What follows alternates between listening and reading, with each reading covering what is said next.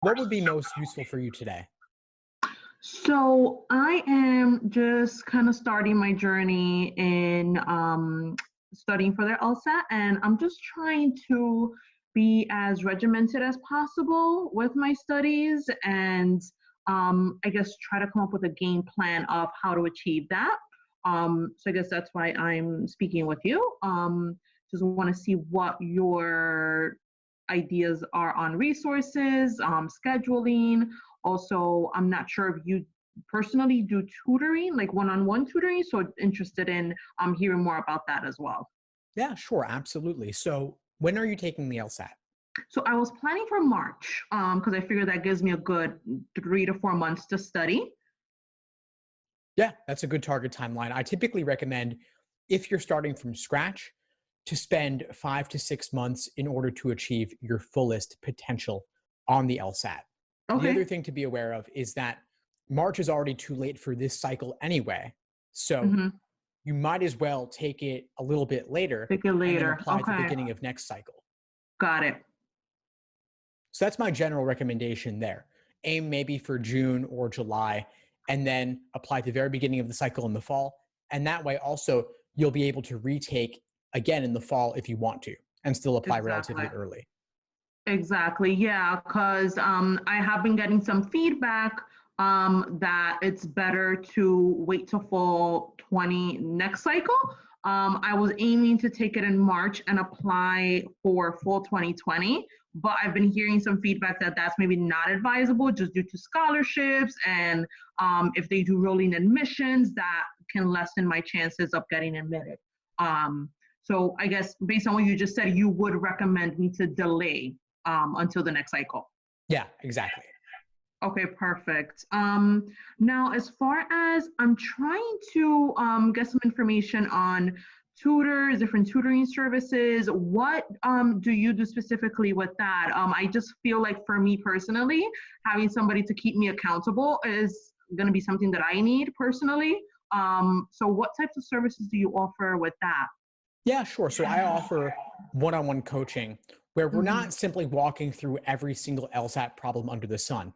We're taking the most difficult problems you've recently encountered, could be a game, a passage, a logical reasoning question, and we go deep on them. We really analyze them in Mhm. excruciating detail so that you can figure out exactly where your misunderstandings are stemming from. In the Okay. logical reasoning, the stimulus, the question stem, the choices, we're helping you to better understand the questions from the test maker's perspective. But Okay. since you're starting off from scratch right now, I would Mhm. recommend that you take some time to build the fundamentals first. Get a solid Mhm. foundation in each section of the exam so that when you do pursue coaching or tutoring, you can go in with more specific questions in mind and make better Got it. use of the time. Exactly. Okay, that makes sense. Because that is kind of one of my questions. It's seems like a daunting task for me right now, and I kind of don't know where to start.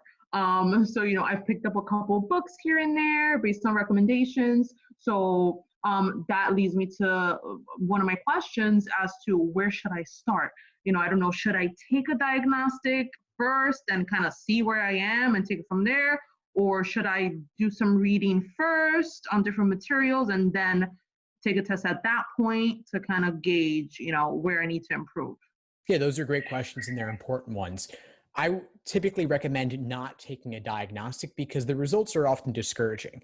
They tell you Mm. what you already know, which is that you haven't studied yet and you don't know the LSAT yet. But it's like a foreign language. You can learn it. It just Mm-hmm. takes time to build the familiarity. If you Yes. really want to take one to have it as a baseline to measure your progress later, you can do that, but definitely take the results now with several grains of salt. Okay.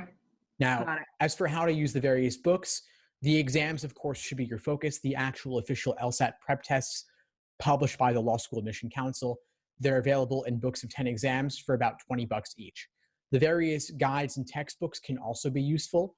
Just make sure that they're not overcomplicating things for you.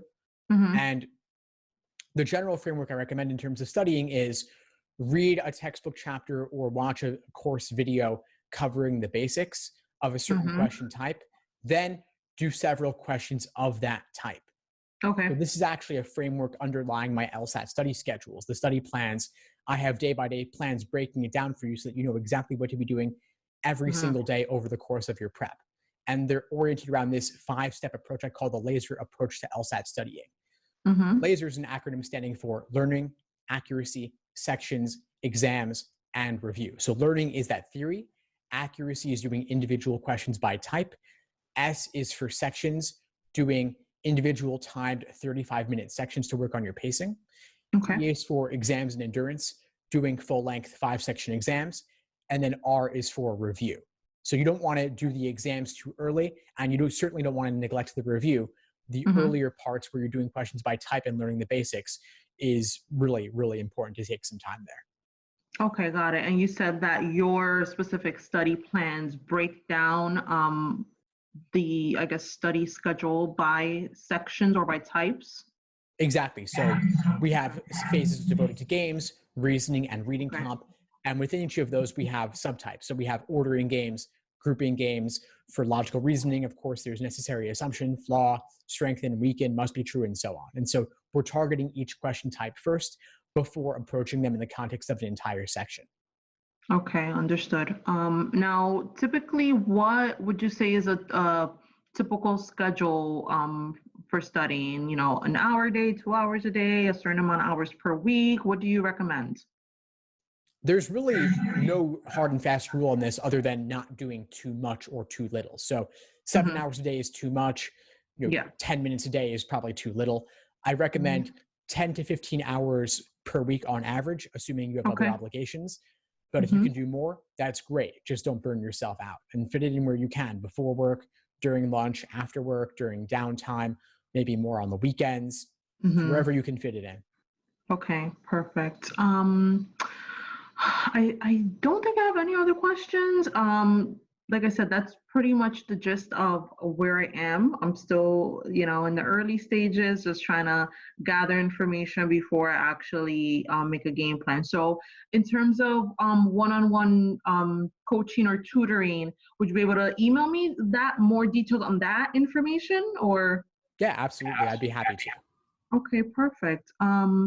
I don't think I have any other questions besides maybe if there's, I don't know what I don't know at this point. So I don't know if there's anything that you would give me as advice or moving forward, a kind of game plan or anything that I didn't ask that you feel like is something relevant I should know. Sure. Yeah. So what I'll do is I'll send you a link to the study plans because those will Okay. answer a lot of general questions about how to get started. And then Okay. aside from that, of course, use the free resources on my site, watch the YouTube channel, listen to the podcast. I've put out tons of free information that's very general in nature to help you get started on there. And then if Hmm. you find it useful, then reach out and we can talk about the one-on-one coaching or talk about the courses or other more advanced resources for you. Okay, great. Thank you so much. I really appreciate your time. You answered a lot of questions for me. So I'll definitely check out everything that you send over. Of course, glad to help. And before we sign off, what would you say is the biggest insight you got from our call today? Um, the fact that, and I kind of knew this just for myself, the fact that you have to target, certain questions and kind of break it down piece by piece. And that to me overall has been, I guess, what I'm learning is the key to kind of beat the LSAT or get a good score.